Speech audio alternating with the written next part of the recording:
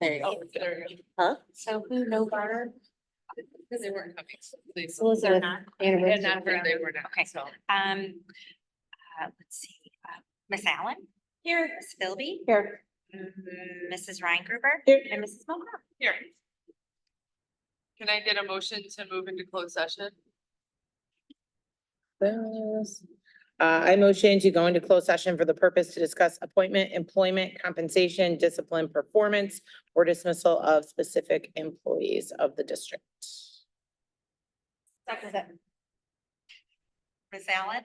Aye. Miss Philby? Aye. Mrs. Reingruber? Aye. Mrs. Moker?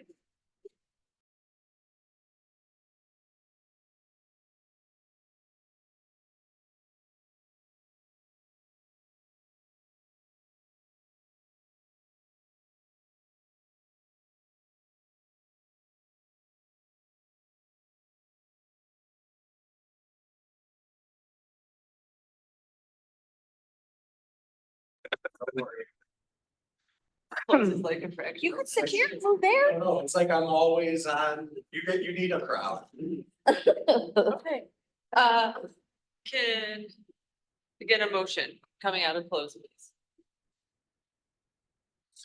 Move to approve the employment and contractual recommendations as presented. Second. Right? Correct. Mrs. Jordan? Oh, I mean, I'm sorry. Miss Allen? Aye. Mrs. Moker? Aye. Miss Philby? Aye. And Mrs. Reingruber? Aye. Consent agenda, were there any questions? There were none. Can I get a motion then? Move to accept the consent agenda as presented. Second? Mrs. Reingruber? Aye. Miss Philby? Aye. Miss Allen? Aye. Mrs. Moker?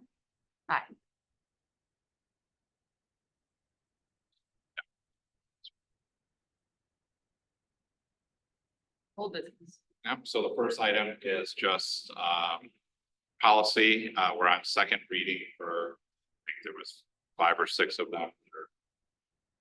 They're very routine and essentially reflects statutory updates.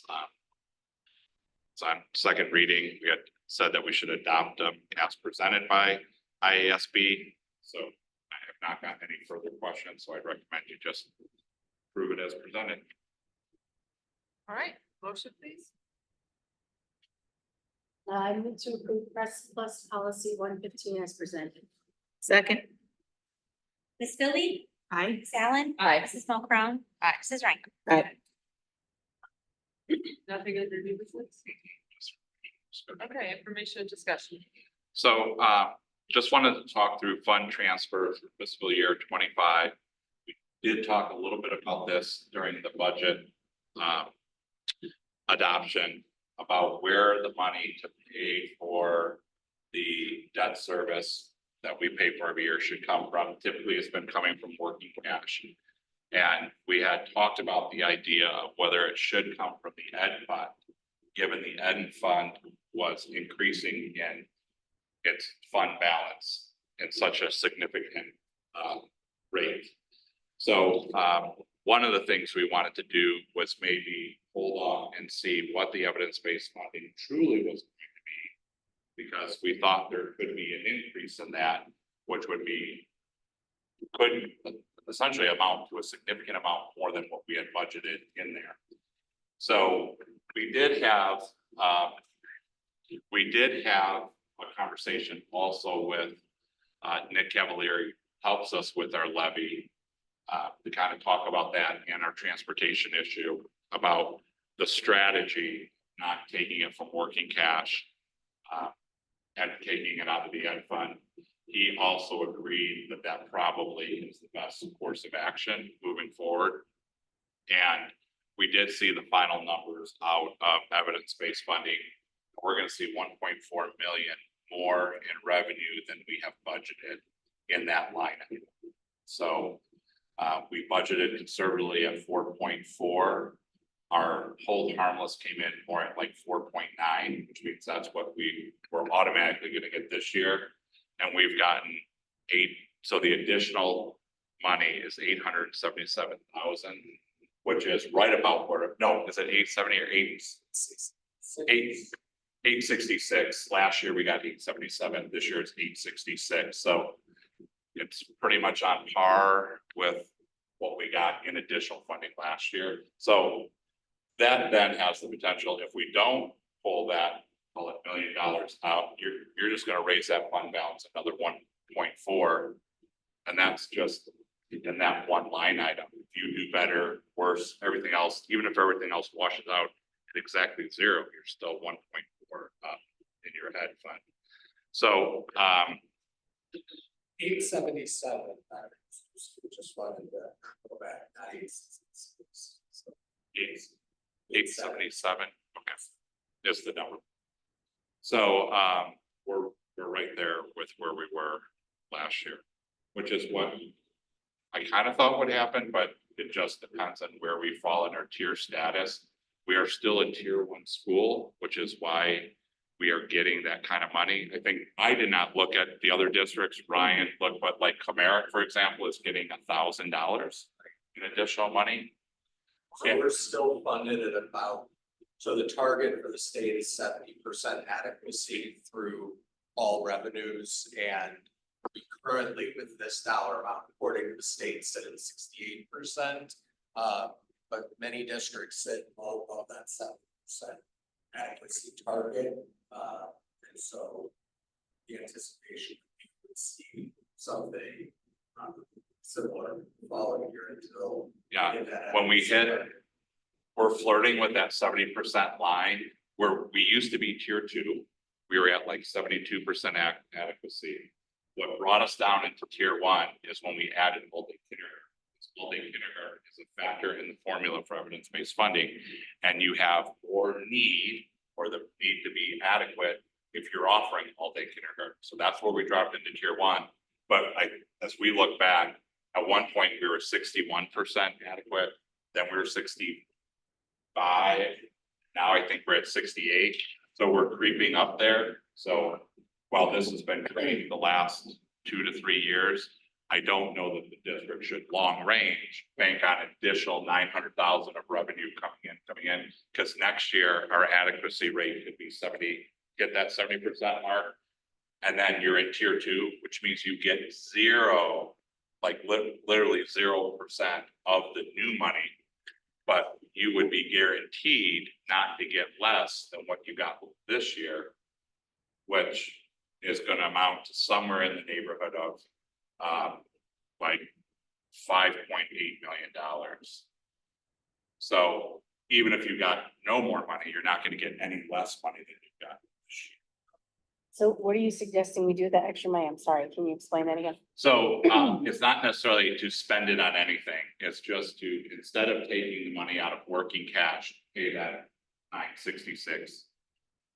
Take it out of the ed fund, drop it in there, keep your working cash that you can send anywhere you want in the future. And then so you've kind of supplanted that $1 million from one into here versus taking it from here and leaving it. And my guess is you're probably going to want to do that the following year. Because I don't think you're going to come in. Even using that $1 million, I still think you to the good on your ed fund. It's just going to keep increasing. So the other thing we'll do that will decrease the ed fund a little bit is we'll do a smaller allocation of tax revenues to the ed fund and a greater one to the transportation fund. It was interesting to hear when I told Nick this problem that we had with the transportation fund having such high expenditures. He said everyone is scrambling for that same purpose of special ed. He mentioned a significantly larger district than us, but their expenditures in just special ed alone top over $1 million additional dollars. Just for transportation. So now made a little more sense when he explained how they were transporting their students in individual Ubers every day. So it just a little different, but nonetheless, we have to start funding the transportation fund in some manner with higher Otherwise, you're gonna continue to be making these transfers from somewhere to cover it. And that shouldn't be your mode of operation, always making transfers to cover the lack of appropriate, the money. So, I just wanted to update you on that, and we will, now that the last thing we have to do before we file the budget, Ryan and I worked on the evidence-based funding platform that's now part of the ISB budget. Used to be a standalone system, now it's part of that. That was completed today. And then just acknowledging these transfers in the actual state budget, the last step. We'll send that downstate. So some good news all around, some extra money, sounds good, but at some point we'll be revisiting ECE, and we had that same amount last year as extra. We're gonna have more than that extra this year, so if that number creeps, that's why I'm not. I'm just gonna let Ryan talk about the start of school updates, and I'll just fill in, but. Excited to have our new staff orientation the last 2 days. Focus was really, Kathy Cannon did a nice job of kind of revamping the program this year. She took the summer to meet with teachers that have gone through the program, and then teachers who can add to it, so that we can make it even more meaningful for our new staff. So really the focus was around preparation for them. So those first few weeks feel very comfortable for them because that transfers to their kids. It's nice to see a smaller crop of new staff in the district. I think we have great additions. There's a good mix of veterans and new teachers. But we had 3 tables here for new teacher orientation. The last 2 years, we've had 12 tables set up for staff. So I think that says something about, where we're at in retaining our staff, keeping them here. So that's been great. It's done now. We finished it up today. Now they're getting their rooms prepared for our launch next week. The lunch system, the new lunch system, we sent those emails to parents. Money's going on to accounts already. If you look, when you leave today, Take a look at the kitchen. kitchens are prepared at both of the schools. Quest is starting cooking at Gross already to get more comfortable. They're gonna do a soft lunch with our staff, a soft open with our staff on Tuesday. So they feel more confident in producing food, and then whether they're very confident or not, they launch Wednesday with all the kids. So we are very hopeful. And I think a nice thing is that they still have the partnership with RB. So if there are hiccups early on, we can address those pretty quickly.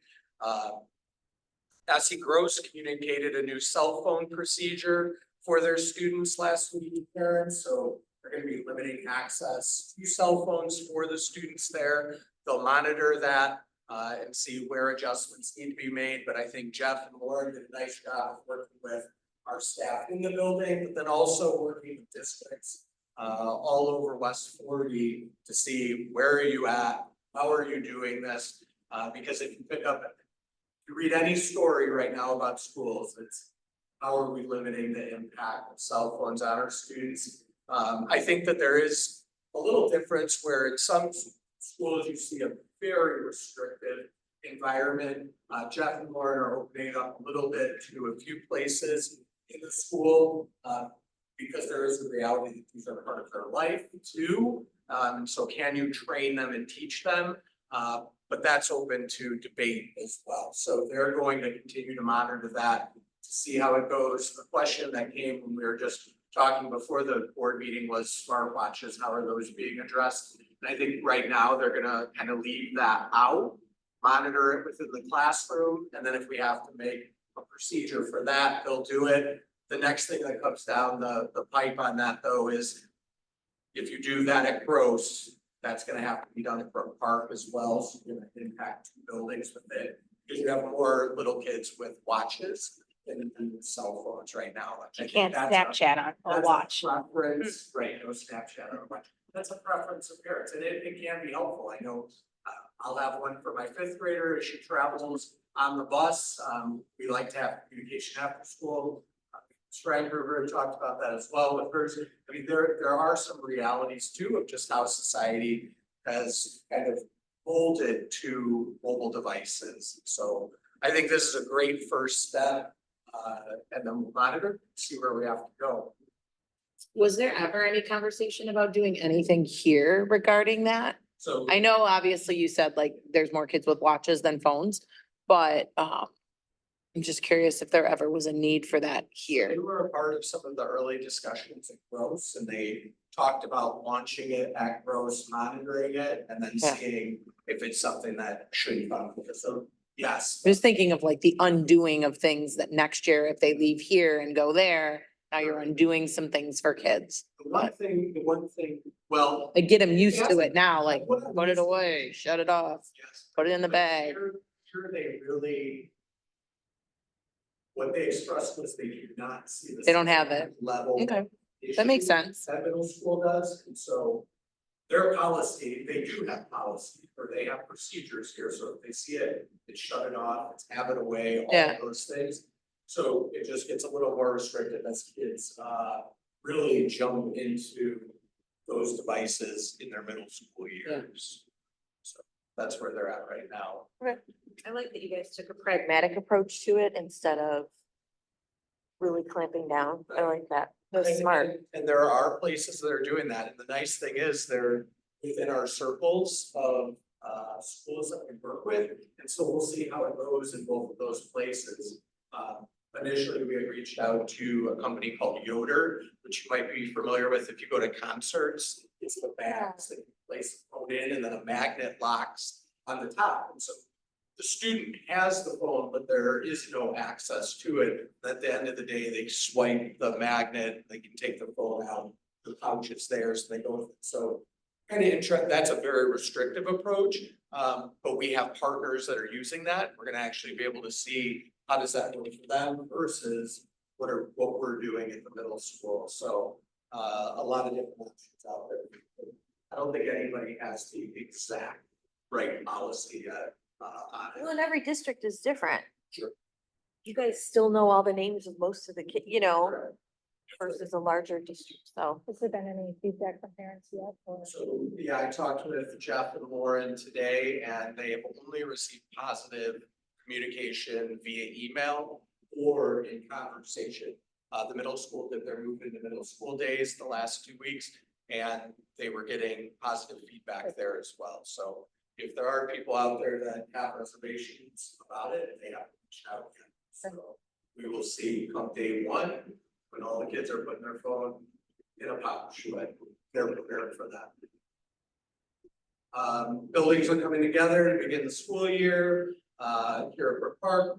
They did some flooring, which looks great, and some in the hallways and the classrooms on the first floor. If you get a chance at some time, go down there and take a look at it, really brightens up the hallway, no more pulverized tile.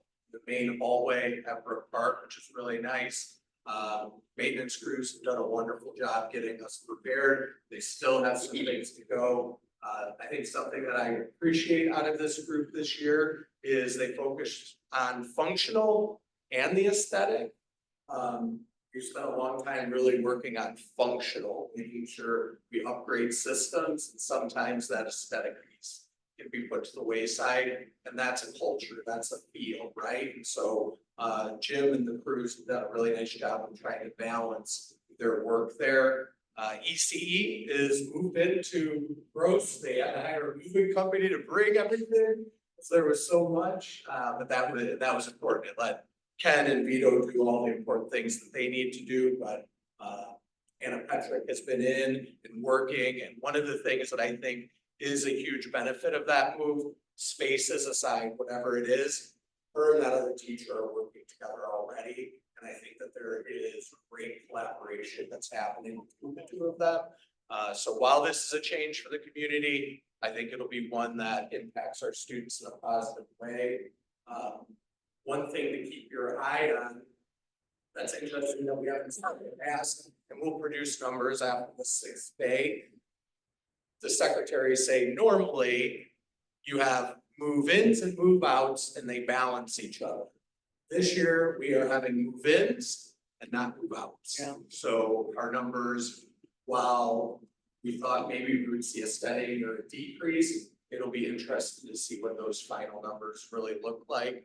When it comes to it, both Diane and Leslie have said that same thing to me today, so, something to keep in mind.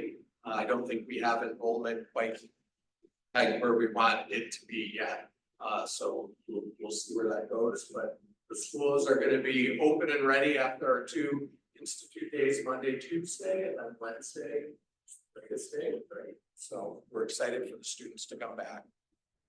Any questions? Any of the sections, like with the enrollment, if you're saying you're seeing an increase, is there any sections that are like on the edge of rolling over? Everybody's still good?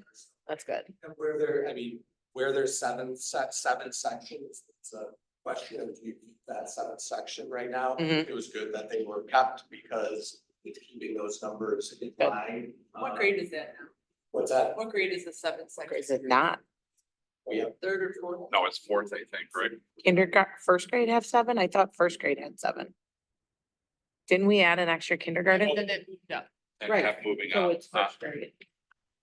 Last year, wasn't there a 7 section in kindergarten? The seventh section, we didn't need for kindergarten Okay. because that would have been the COVID year. When we were on split shifts, that's what you're calling that. They only came half days. So you Well, have, No, those were the. No, they were first Those were the grade. words of Mr. Sorensen. Yeah. He said that, being Yeah. able to have all of those sections. open Good, and available that's good. Were very important.